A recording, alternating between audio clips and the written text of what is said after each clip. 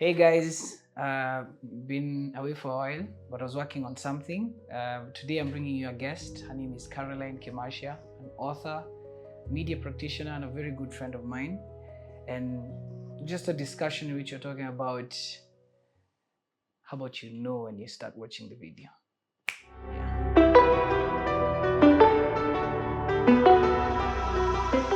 I find this is one of the hardest questions you can ask anyone, the why question. The why question in the sense that when it goes deep to me evaluating myself is, for example, why are we here? Why are you my friend? Why am I doing this for people to watch? Why am I doing what I'm doing? And I think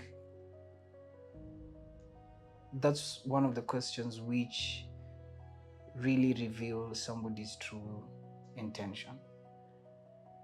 Even if it's not the people hearing, the person wanting to answer will self-evaluate by default and realize why they are doing what they're doing. And the reason why I've asked this question is because right or wrong is one of the controversy of the ages. It's an argument between religions, it's an argument between cultures, it's an argument between society, the whys. This is wrong because somebody says it's wrong. This is wrong because the law says it's wrong. Who wrote the law? Probably a man who thought it's wrong, and all these things. And then I go back to the confines of our conversation. In God, or through Christ, his perception of right or wrong is not the same as ours. And that's one of the reasons why he was always fought by religion, by the Pharisees, because the way he perceived wrong and right was not the same way as how people perceived it from the law. Yeah? Because every time he was being fought by the Pharisees, they were questioning his intentions, and whatever he was doing seemed to go against what they believed to be true. And they used that to justify that he's not the Messiah. He's probably being used by other demons and whatever.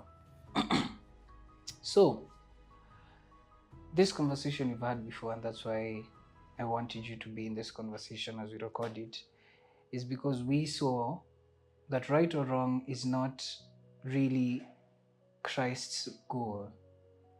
He will tell you not to do something, but for a different, wholesome reason.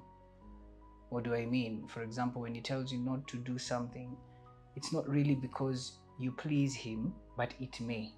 But it's because he says it for the sake of your soul. Or heart, let me say heart, to get a wholesome view of it. For example, when I looked in the Bible, you see every scenario where Jesus met somebody who was a sinner, he wasn't really concerned about the sin. He was concerned about the heart of that person. Is it the woman who was being needed? Or is it the woman at the well? Is it the tax collector? Their experience with Christ made them realize that this is no normal man. And immediately they recognized this is definitely or probably the Messiah we have been taught all our lives. So the first thing that saved them is the realization of who Christ was. The mistake was the last thing. And matter of fact, he never bears any, he never carries weight to it. And that's what offended most people. You know, when you think about it, when people were talking about, oh, she slept with how many men or whatever, hakuenda ku attack the how many men or whatever, because actually it was abomination. They should be stoned to death or something. So his mind was to the people.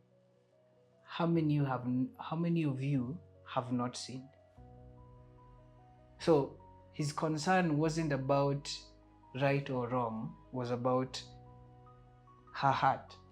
So sin is not really the goal. Sin is glorified by law. It's glorified by religion. I'm not a big fan of religion by the way, because also religion is what killed Christ. Religion rejected Christ. Religion glorifies itself. Religion lives by right or wrong. Christ is not concerned about that, because he's concerned about your soul, for instance. Because when you understand what this wrongdoing does to your soul, the decision will not be Christ's decision. You won't do it for him anymore.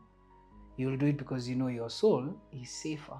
You know, there are many things. And I think that also one thing that I was also frustrated generations is in being told this is wrong without an understanding why it's wrong. You know, because it's only understanding that can hold you from doing something. When I tell you don't go there and I don't give you a reason, you may even be curious to go there. Why does he want me to go there? So maybe if you have anything to share or to add on that aspect of right or wrong or anything I've mentioned, please feel free to say. Yeah, I think that, again, as you'd mentioned, religion thrives on a sense of morality. A sense of morality gives certain people a sense of superiority over others. I'm better than you because I can pray longer, I don't steal. But like you mentioned, Jesus wasn't concerned about the things that we did. He was concerned about the state of the heart. Yeah. Because it is the state of the heart that determines what becomes of your life in the end. Because still when you read the Bible, you realize it was the same people, the religious group, that schemed to kill him. Yeah. Why? Because they're like, you're taking the spotlight. So they were not concerned about people's lives, really. They were concerned about the limelight, about being seen as demigods of sorts, you know. They were concerned about how they were seen in society. They were not concerned about the souls of men. And so even in our culture, you will find that we glorify certain things to feed particular things. Our egos. Our egos, but also we have certain interests that are selfish. So if I want to sell a certain product, I'll begin selling a certain thing. If we can start, for example, now if you were to move outside the scope of just right and wrong and broaden that, even, for example, let me just touch a bit without delving too deep on the LGBTQ agenda. There's a deeper thing to the whole LGBTQ conversation than just, I have a right to do this. I don't have a right to do this. It's deeper than that. Are we really talking about the interests of souls, or do we have a much deeper agenda? You understand? So this whole conversation about right and wrong is so much broader than that. Christ never came to rubber stamp, to approve a sense of morality. He said, I am the way, the truth, and the life. And so even when you see how he addressed issues, like you said, it was always at the core, love, state of the soul. He was interested in the state of people's souls because he loved them. Yeah. So even when this whole debate came about at some point in scripture, should this person be healed on a Sabbath? And he's wondering, why are we even debating about the well-being of a man? God is more interested with the well-being of a person than rightness or wrongness of a thing. Don't heal on a Sabbath. But why, if there was ever such a rule, why was it there? Yeah. Because God's interest from the very beginning has always been to love man. You get it? It was not about rights and wrongs. The rights and the wrongs, in any case, the law came to show man that he could not keep the law on his own, that he needed help. But still, you see that in the New Testament, they get it twisted. They think it's a matter of right and wrong, and I can pray for long. I get to wear this long garbs, natas, and just look fancy. Yes, but even in our society, that we still see the same thing. Is it really about right and wrong? Maybe to even add something. Think about this. In the New Testament, Jesus says, I will write my law in the tablets of their heart. So like, if you know Christ at heart, you will know what is good for your soul and what is not. And I think maybe one of the things I'd say that I'd want to rubber stamp on this video is this.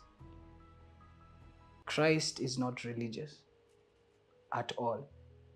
Matter of fact, I think if there's somebody who understands you from where you are because of your heart, and is concerned about your heart is Christ.